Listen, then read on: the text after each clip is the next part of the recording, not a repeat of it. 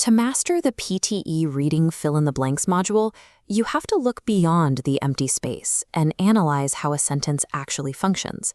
It comes down to identifying surrounding evidence, verifying the grammar, and recognizing natural word pairings. Take this passage titled Stressors. We're confronted with 4 consecutive blanks buried in a dense paragraph. By mapping the internal logic of the paragraph, we can move past guesswork and start seeing the specific rules that dictate each choice.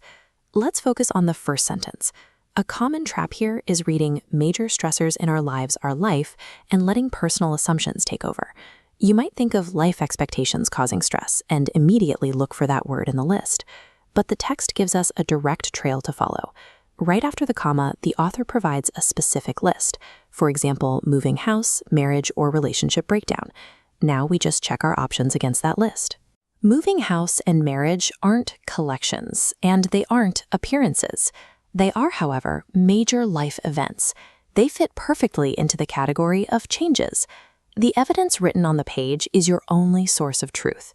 If the text provides a list, your answer must be the category that contains it.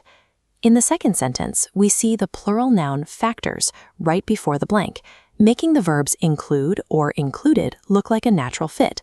But looking further down the sentence, past the blank, we find the word are. Since are is already serving as the main verb, this blank can't take another finite verb. It has to act as a modifier, a word that introduces the examples that follow. That leaves us with only one perfectly viable option, including. Locating that anchor verb clarifies the rest of the sentence, immediately narrowing down the grammatical forms that can actually function in the blank. Try this one yourself. Take 3 seconds to look at the options for blank 3 and pick your answer.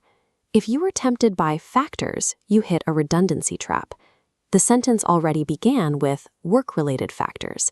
The author isn't going to repeat the same word to describe the same idea a few words later. Instead, we look for how these words naturally pair together in English.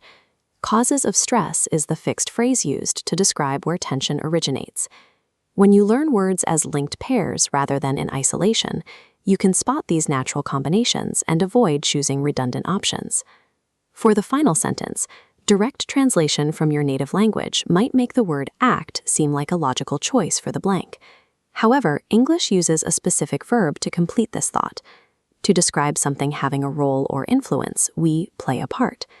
Identifying these rigid word pairings is a key marker of fluency, as they rely on how English is naturally spoken rather than literal definitions. With all 4 blanks filled in, we can clearly see how the paragraph now flows logically from start to finish. We solved this by scanning for examples after the blank, locating the main verb to fix the grammar, and identifying the natural word pairs that native speakers rely on. When you approach the text with these specific filters, the correct answers stop being a matter of intuition and become a logical certainty.